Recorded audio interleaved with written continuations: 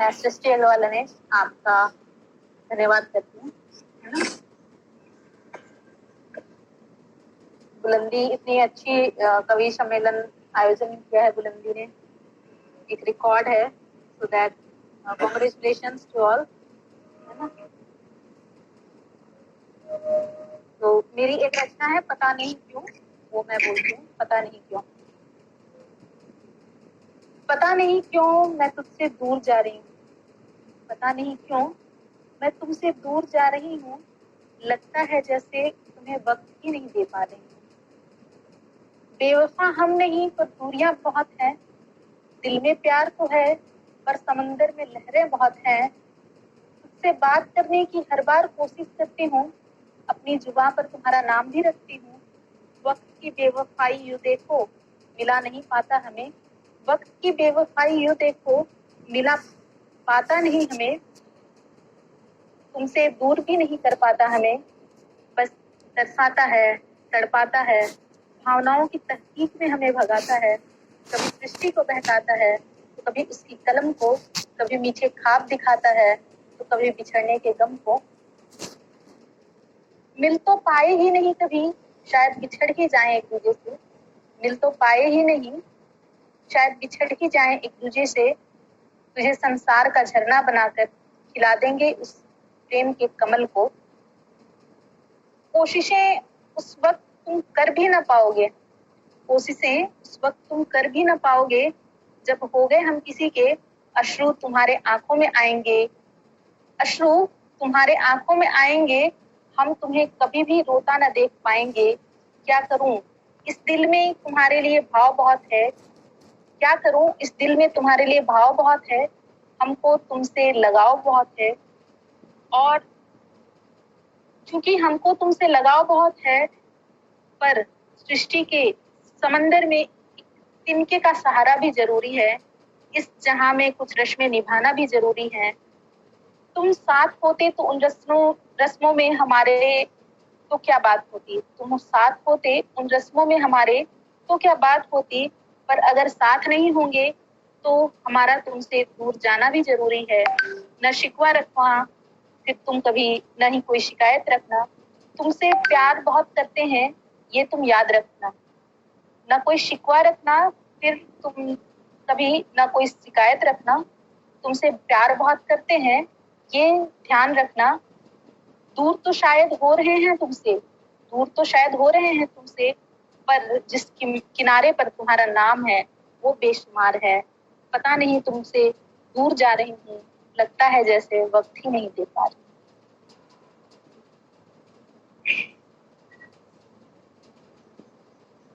मेरी अगली रचना मैं बताती हूँ, ये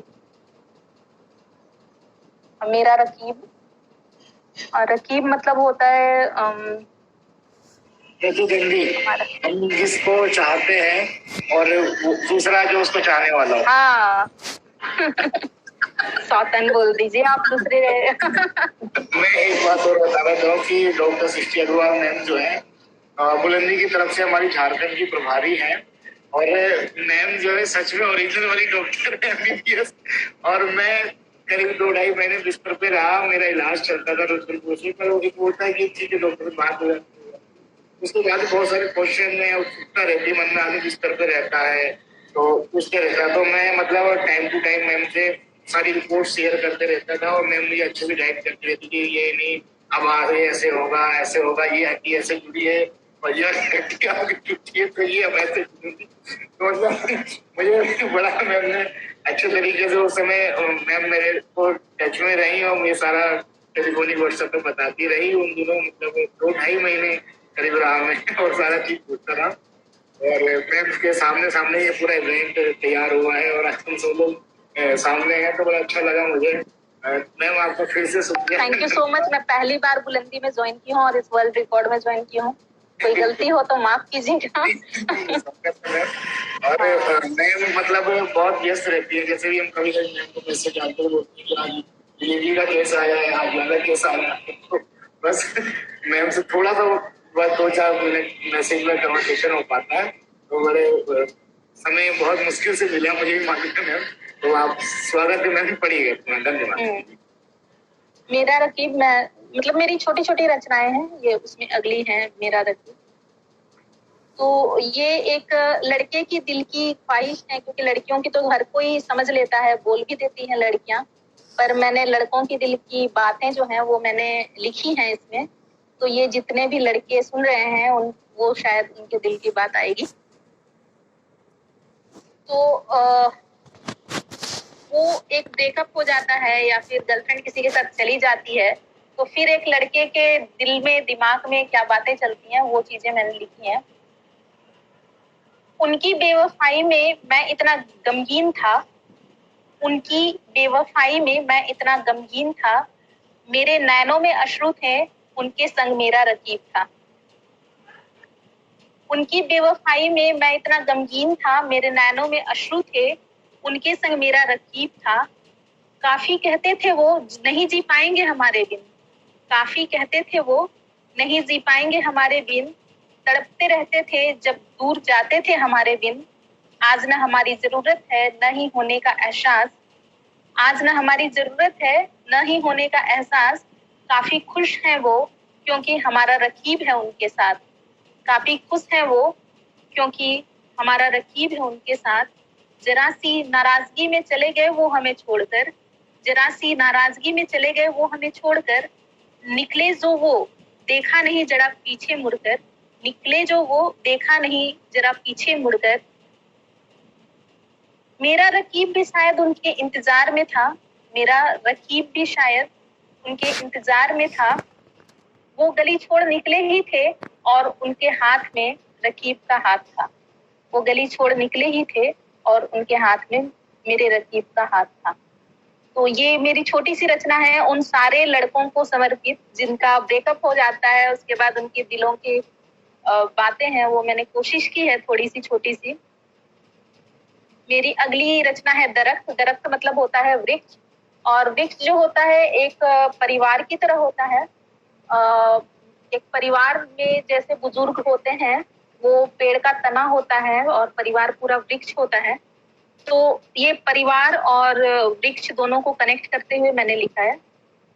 प्राणवायु दिया दरख्त ने, पुष्प शान से पाला था। प्राणवायु दिया दरख्त ने, पुष्प शान से पाला था। पुष्प के पराग ने फिर सस्ते को सृष्टि पर लाया था। पुष्प के पराग ने फिर सस्ते को सृष्टि पर लाया था। सस्ते से निकला बीज जो अपनी गोद में अंकुर पाला था। सस्ते से निकला बीज जो अपनी गोद पर अंकुर पाला था। अंकुर से पादप बना फिर खुद को नवजीवन में ढाला था। अंकुर से पादप बना फिर खुद को नवजीवन में डाला था। पादप हुआ जवान जब भी पुष्प दिया, फल दी, छांव भी दी। इंसान काफी भूखा था, उसने भी बड़े प्रेम से लिया। अब पेट भर गया था इंसान का, दिल भी जरा स्वार्थी था। जब इंसान का पेट भर जाता है तो दिल स्वार्थी हो जाता है। अब हमें, हमारे पास पैसे हैं, रुपये हैं, सब कुछ है, हमें अब किसी की जरूरत नहीं है। तो अब पेट भर गया था इंसान का, दिल भी जरा स्वार्थी था। भूल गया था इंसान ये दरख्त जीवन का सारथी था। कुछ धन की लालच में ही प्राण ले लिए दरख्त के इंसान ने, कुछ धन की लालच में ही प्राण ले लिए दरख्त के इंसान ने। सृष्टि पर पालक को ही मार डाला अपने अभिमान ने।